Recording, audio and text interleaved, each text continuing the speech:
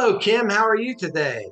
I am doing great. How are you, Greg? I'm doing pretty good. It's been a long time no see. Yeah, good 8 years since I seen you last. Yeah, wow, that's hard to believe. Time goes by pretty quickly, doesn't it? It sure does. Well, have you moved to a different location? I have. I bought a house about 7 years ago. Well, I'm picking that up because I feel like one of the times I saw you, I was at your house with kind of like a short, long porch. Yes. Does that make sense? Yes, it does. So I remember being there, but I feel like you've moved or transitioned to another place. And have you turned the whole place that you're in now around? They're talking about you rearranging and changing every room. I have done a lot of work on this house. I'm actually pretty much am done with the inside, but I am starting on the outside now.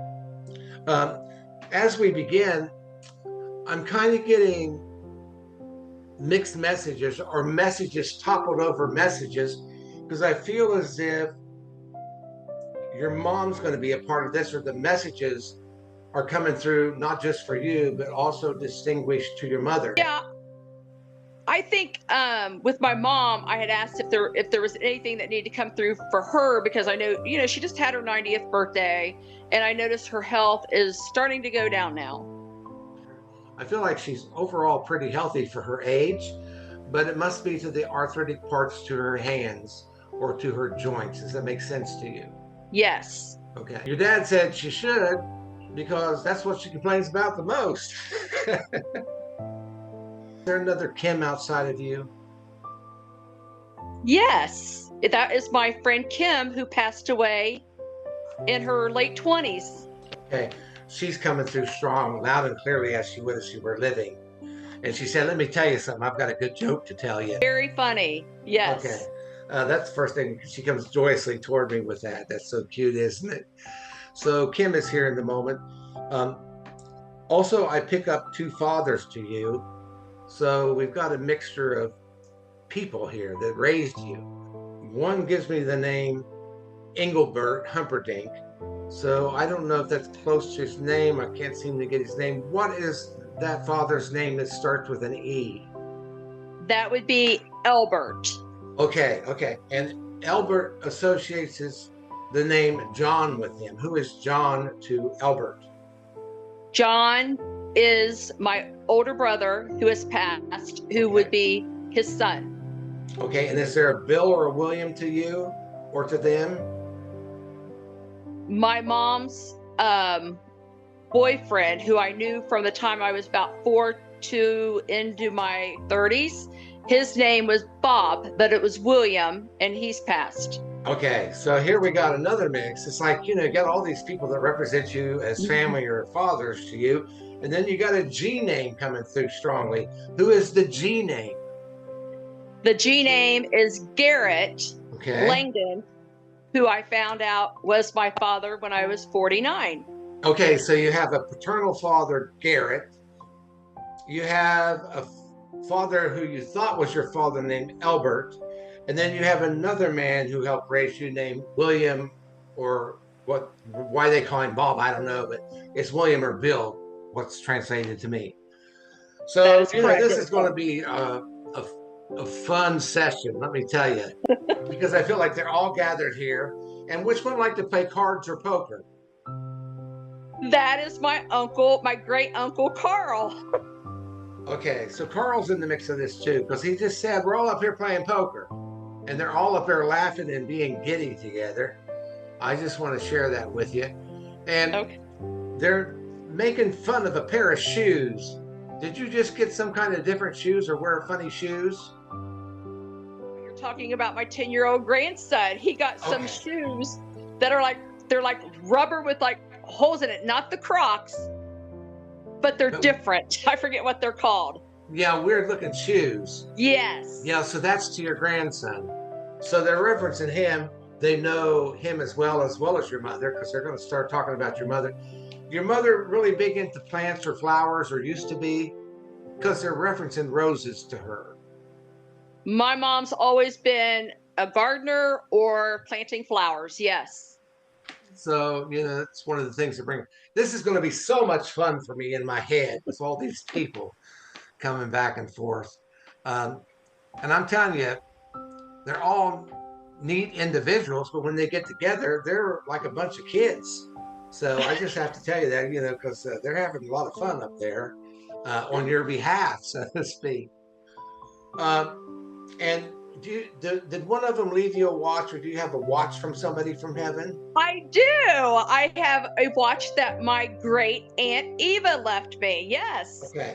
So here we got Eva coming in here as well. I mean, this is going to be fun, isn't it? Yes. Eva's talking about you watching programs or listening to things about the cataclysmic changes of the world, like the weather, and being concerned about that. Does that make sense to you? Yes. I do. I watch a lot of things like on YouTube. Dealing with that kind of thing, like end of the I world do kind of with like things? everything. Yep. Everything that's going on in the world. Things that may be going to happen, like listening to like people that can predict the future, and Yeah, yeah. okay, that's cool. Yeah. Well, she makes reference to that. I want to say that's because she's that way too. She would be watching those things as well, would She she? used to read teacups. She That's why did. she's referencing, because that's why she's referencing that. That's so cool, isn't it? Yes. Who used to do massages or give massages?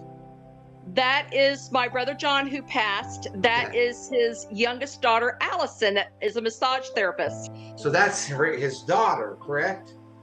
That is his youngest daughter, yes. So this is great validation that they're with you in this moment, and I want to say with Yeah. you all the time.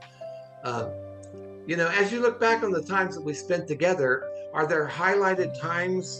Yeah, I would have to say when I first met you, I was actually looking online for like a psychic or something, for some answers. And I came across your videos and I watched them and I'm like, oh, wow, this guy is pretty good. So I called you and all I did was left my first name, no last name. You called me back, to schedule the appointment. And before we got off the phone, after making the appointment, you said, hold on, I have a message coming through. And you said, do you know a Joseph or a John? He sends his love from heaven. And he said, thank you for bringing the flowers to his gravesite. And I said, oh my gosh, that is my brother who passed away that I just took flowers to. And his name Wow. is John Joseph. It was really neat.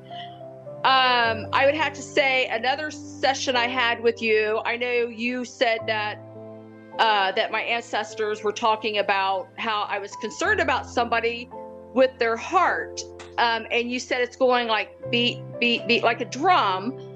And I said, yes, that would be my oldest son. He has a heart issue.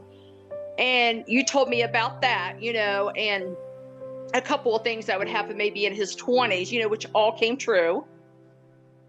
And then one time when you came to my house on that session, I had my dog put away in his cage so that he wouldn't be all over the place. And you happened to look in there and seen him. And you said, your dog is telling me that he misses another dog. Was there another dog that was with him? And I said, yes. I said, I got him from a couple that could only have one dog, so they let me have him. And I bought him for $25. And you said, well, he's telling me that he misses that dog. So you knew that. And then I had asked you about my friend Tim, about his health. And you said that there was an issue with like the back of his head. And you actually took your hand and put it in the back of your head. And with Tim, he had an issue where they had given him too much Coumadin at one time to where it caused a aneurysm in the back of his head that could have went at any time. And since then, it did go. And he passed away at 57. So you were correct about him having that issue in the back of the head. And then I know you had told me about my mom had a secret that she wasn't telling me. And I'm like, what would she not be telling me? So 4 years later, after you had told me that, that's when I had came back from the cardiologist and I'm like, Mom, I was like, they keep asking me, is there anybody in the family that has a heart issue or anything like that? And I said, no. And then when I had went home from the cardiologist, I said, "Are you sure that my dad was my dad?" I don't know why I blurted it out, but then she said, "Well, there's something I haven't told you." So at 49, that's when I found out who my real dad was and that he had heart issues. And it seems to be a hereditary thing. And he died at 49. And then I've got other siblings that have heart issues. It's interesting that the things that are shared with you opens up a whole gamut of things. That's interesting Yeah, how that works, isn't it? So it is. it just started with the one thing, and the secret came out, and you found out something that you probably already wondered about throughout your life, who your dad was. That is true. Yes. It's interesting. I'm telling you, this is a wacky session because you're getting all these people coming at me like this with all these messages and for you to sort through. Glad they're all here. Yeah, it's nice to have everybody gathered here like this, isn't it? Kind of like a family reunion where everybody that didn't really know each other now. Right. And they've gathered here to bring support and love and happiness to you today. Somebody's talking about homemade fudge. Who makes the fudge, or who made the fudge? That's my mom. Okay, so here we go. We're headed over to mom again. And again, they're referencing her a bit. You mentioned health concerns. I really don't see a whole lot wrong with her, although I get troubles to my arm and my elbow with her. But again, that's age and stage. There's part of it where she does something with her arm all the time, or used to, that caused that. What did she used to do? She's done a lot, Greg. She's a hard worker. You know, she's done like she used to bartend, but she used to like do things around the house. I mean, she'd seat a toilet, you know, like a man. But yeah, but she has been complaining, like you said, it's her shoulder down her arm. It really bothers her a lot lately. Well, and again, I don't feel like that she needs any surgery for that, but maybe some kind of painkiller for that would help soothe that. It may not alleviate it all the way, but again, as we get older, we have these aches and pains that don't go away, so to speak. And so that's something that she may have to deal with. But overall, I feel like she's pretty good. I also feel like she's had 3 surgeries in the past, but not major, but 3 surgeries, and she's equipped to live longer. And you couldn't put her down if you wanted to. No, you can't. Every time she complains about an ache or a pain, I'm like, Mom, you're 90 years old. Quit reminding me that I'm 90 years old. She said, I don't feel like I'm 90. And I'm like, okay, sorry. Well, right. I feel like that she wants to live. I want to say I feel like your mom wants to outlive everybody. She probably will. I'm always telling everybody that, Greg, that she's going to outlive me. Okay, I'm getting Carol from heaven. Who is Carol stepping in here in the current moment with the mix of everybody else in your family that's here? Carol would be my second cousin, Butch. That would be his wife, Carol, who passed away. Okay. Well, she's gracing this moment as well. I like this because so many times we don't know who our angels are or who our guides are, our spirit guides are, but our ancestors are our guides and our angels. The American Indians believe that your grandparents are your guides. And so that rings true with me because you're supported by lineages like your dad's people and your mom's people and all these other people that's around you. It's kind of cool how the mix of everything's coming through. But we're supported by the people that's gone on before us, and they guide us in our lives every day, and they help us make the refined choices of things, or the correct choices. Sometimes we don't listen because we'll go the way we want to go, but they help refine us and take us into a safe future and a safe atmosphere. So I thought that's pretty cool that all these people are coming through for you the way they are. Yes. You have tons of family members around you. I feel like we're going to a family reunion here. You wouldn't happen to be picking up on Tim, would you? A guy that I used to date? Tim comes through and talks about trying to live conscientiously, but couldn't do it. Does Yes. that make sense? Yeah. Like, like he tried his best to. Um, there's just something about him that he couldn't fit into things. He couldn't figure out relationships or how relationships work, and so there were rocky times around that because he didn't. He really was mixed up on where he was with that or where he fit in with that. That's true. Yeah, he was always funny and everything in the relationship, but yeah, he had that side to him. Tim was different. Yeah, I pick up he was. I just feel like in one way he didn't fit in with the norm of public or with people. Yes. And part of the reason why he acted out the way he did was as a form of fitting in, or almost to the point that he was nervous about being around people, so he would joke his way through it. He's telling me that he was with you when you were looking for these things that look like rubber bands, but may not be rubber bands. What are they that you went and got one or two of them, and there was a pile of them? Yes.